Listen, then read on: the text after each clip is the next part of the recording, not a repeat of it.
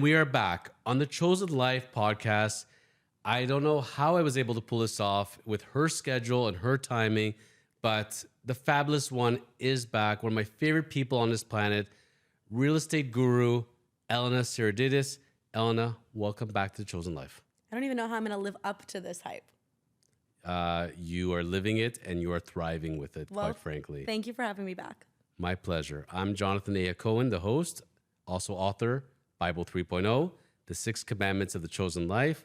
So, Elena, I wanted to go a different route this week, as far as a testimonial, as far as the book and having consumed it, is we talked about the consumption of water, and water maybe not being your most favorite thing to start off, and how you're able to bring it into your system, and now growing as a person and being able to put life systems for yourself. So I wanted to skip ahead, because there's different sections of the book, as we know, in different parts. Once a person gets past the 6 commandments of the chosen life, I'm going to skip ahead to part 3, and that's enlightenment. It's amazing because everybody, seemingly when they understand the concept of enlightenment, they just want it right now. And I tell them, you're going to go on a journey, you're going to go hike a mountain. You're not going to do that without the right equipment. You got to learn, you got to train. So if a person wants to get enlightened, first you got to get the basics, the foundation down, and that comes down again to the 6 commandments of the chosen life: exercise, nutrition, sleep, water, and then yoga and meditation. And particularly yoga meditation kind of fits into today's theme, because if there's ever been anybody who's been an artiste when it comes to this topic, it's you. And it's what I call the art of manifestation. Okay. And I got to tell you, because you really blow me away time in, time out, because as we became friends and as I got to know you, there are certain things you told me in life you're going to do, and damn it, you're doing them.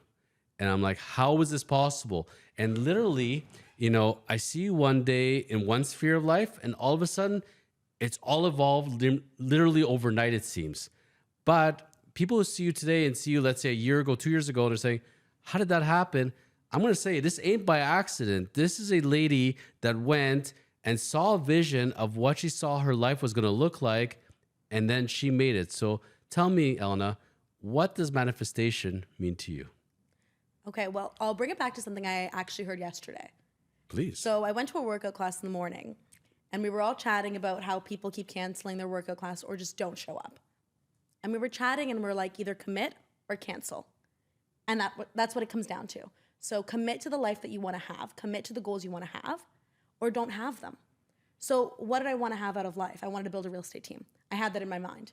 From day one, I wanted to build a real estate team. From day one, I wanted to be the best. From day one, I wanted to have all these achievements. So I told it to everyone. I would say don't shy away from your goals. Tell people them, because then they hold you accountable to them as well. So from the start, I told you, I'm like, I have goals. This is what I want to achieve. Why do I tell people? Because then it's embarrassing if you don't hit them. So tell everyone, this is where I want to be in the next 4 years. How do I achieve it? And ask the questions. Ask anyone that's where you want to be, how they got there, so you can get there faster. I'm so blown away right now, because we never had this conversation. And it's hilarious, because anything I ever saw an image of in life that I ever wanted, I made sure every single person I ever met knew that I had this vision. I just kept putting it out there, putting it out there, putting it out there. It's nuts. When I came to my law firm, Kormans LP, I got in and we built together, not by accident or what be it, it's because somebody introduced us, but that one person I met in a lunchroom one day, and I told him in passing about my plan of building my own law firm, and he happened to meet somebody else at a hockey game and did the introduction. But if I hadn't told him my vision in that instance, we don't have that meeting. I'm not at Kormans LP today. So it's incredible, manifestation. People say, is it a pipe dream? Is it something as an image? I think it is, but it's something then that you are prepared to put out there to commit to. And I got to say, everything you ever manifested, you made it happen. There's only one thing I haven't yet. Do you remember what it is? Having $1 billion empire? No. Remember my dream house? Oh, it's still on the list. It's coming. It's coming. I'm not worried. You already know my address too. I'm like, I've manifested even the house that I will eventually live in. So hopefully they sell to me. Let me ask you, how does it work for you? Do you literally close your eyes and just see the image of the ideal life? or is it something that you have to sit and jot out to yourself? Like, what do you do for visualization of your biggest life goals? Great question. And the reality is, I don't fully know my life goals yet. I don't.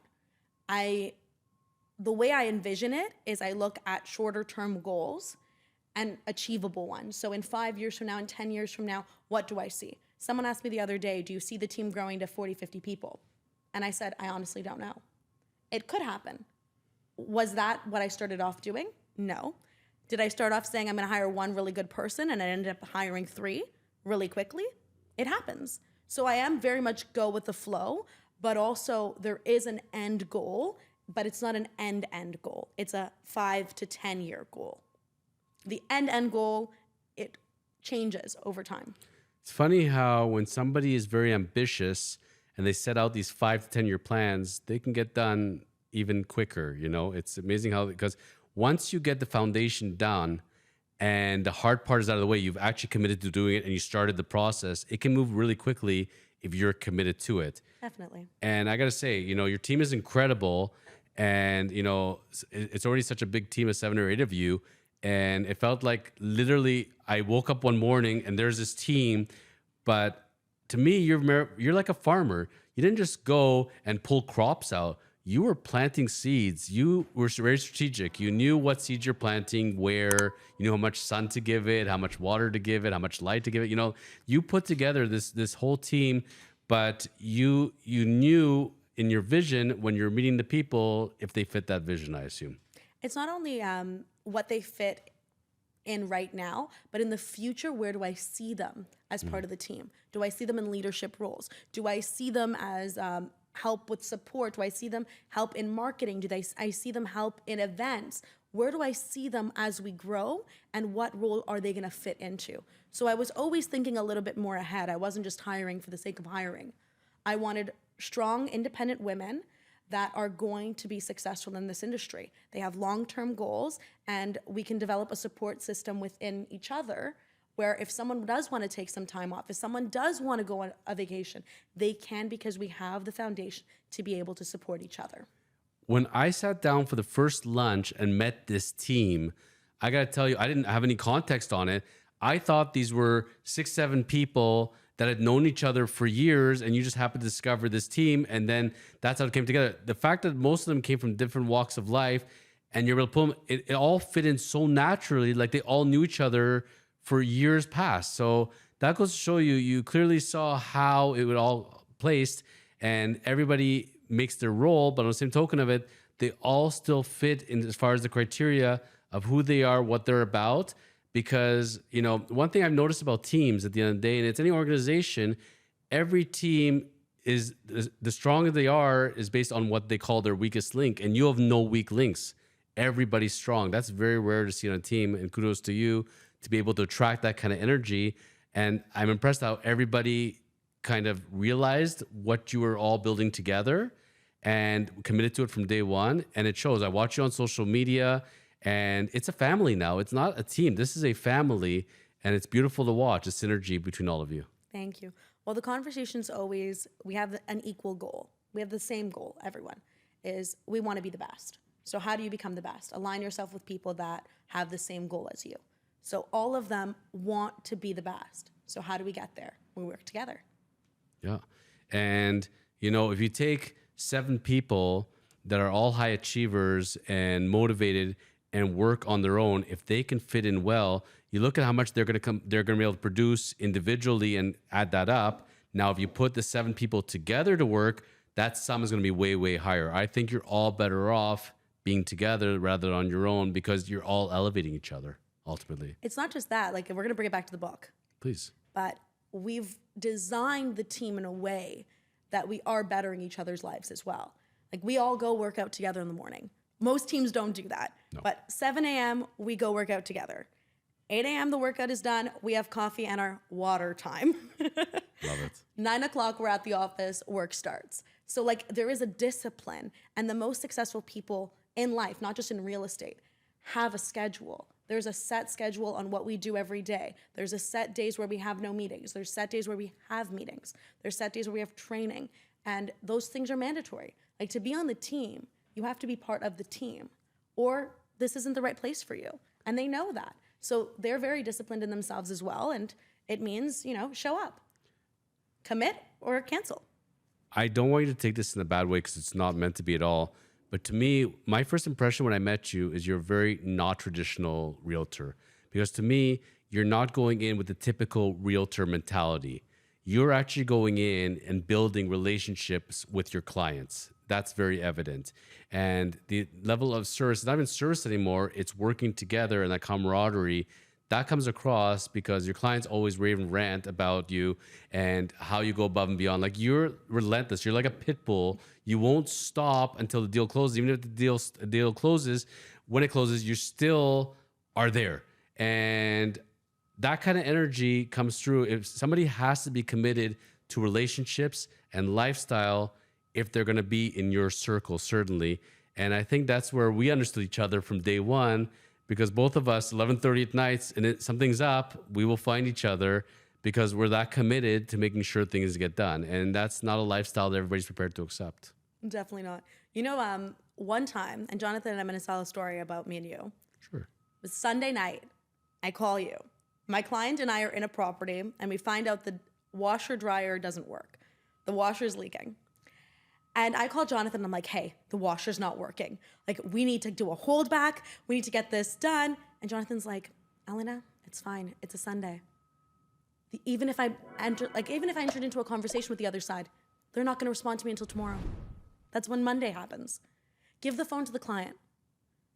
I hand over the phone, and they have a conversation. And after the conversation, the client turns to me and he goes, all is good. And I go, what did he say? He goes, Jonathan said, I'm going to take care of everything for you. Don't even stress. We're going to handle it all tomorrow. It's a Monday. That's when the other side's going to be awake. And tell your agent to go to Workaholics Anonymous because it is a Sunday at midnight. Like, it was late at night. Go to bed. Like, we're going to handle it all. It's not even an issue. But, like, go to bed. And you said it in such a jokingly manner that my client was just like, oh, my God, my agent's awesome. She's working on a Sunday. It's true. It's too many times a professional, once the deal is signed, their team, good luck in finding them, And at the end of the day, the bigger your team, the stronger it's got to be, but someone's going to be there to take care of you ultimately. And I think that's the support, certainly, that your clients feel with you. That's what I try to express myself. But it all comes back to ourselves. If we're not centered and focused, how are we able to calm somebody else down if we can't calm ourselves down at the end of the day? And one thing I tell professionals all the time, you need to be the sensible one. You have to be the rational one. When somebody's flying off a cliff, you can't go flying off a cliff with them. Your job is to bring them back. But again, if you're not drinking water, you're not sleeping, you're not eating well, and you don't have your foundation down, and you're feeling all time jittery, how are you going to feel when somebody brings you stress?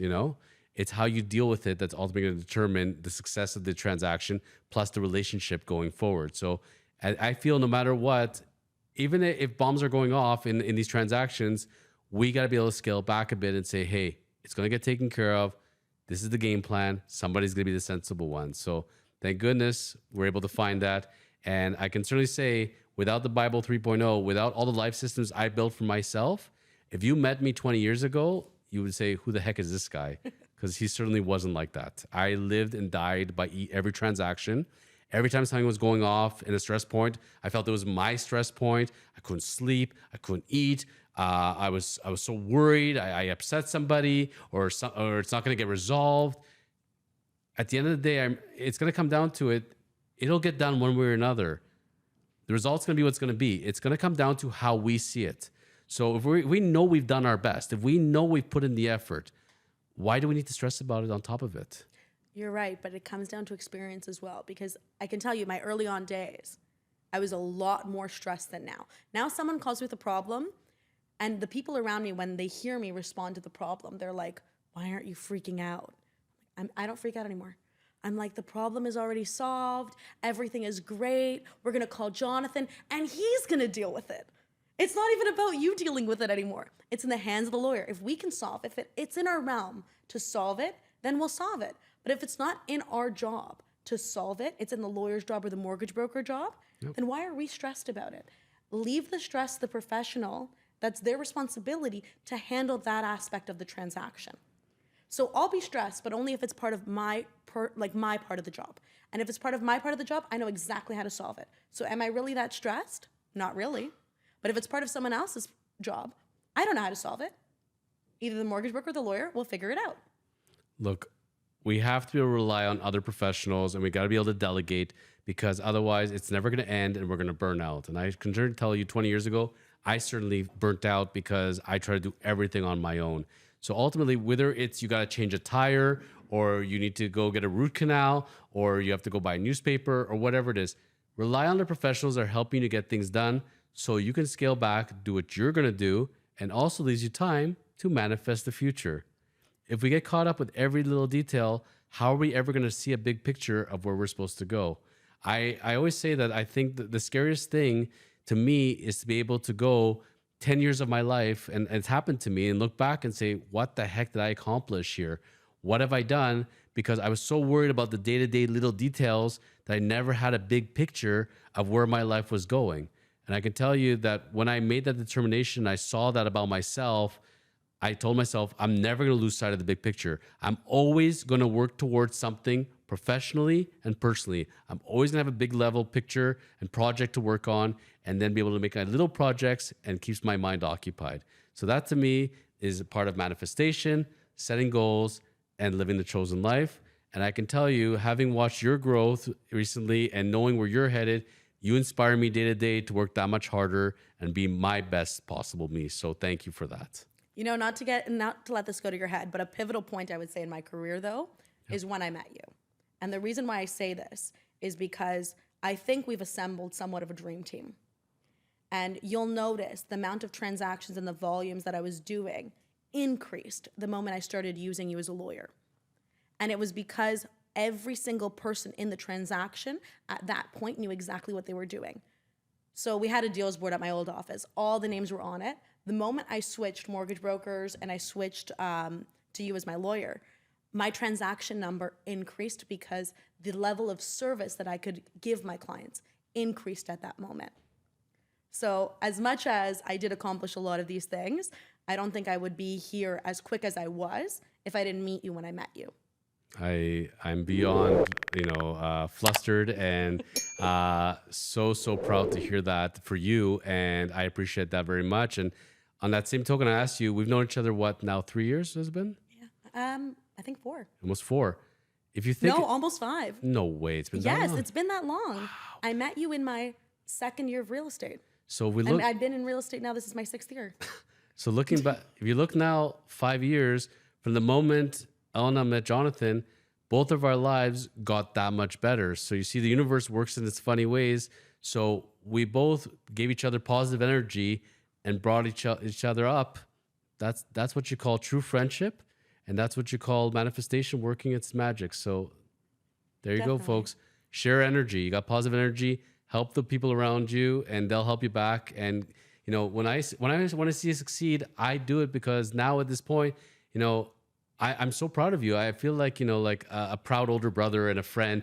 And, I just want to see that more and more. And, you do it with a smile on your face and really being genuine. Like that's one of the things I also love about you is that when we can talk to each other, we cut the crap and just lay it down. Nobody's offending anybody. And we just want to see the results. Let's just get it done. That's it. However we got to get there, we get there.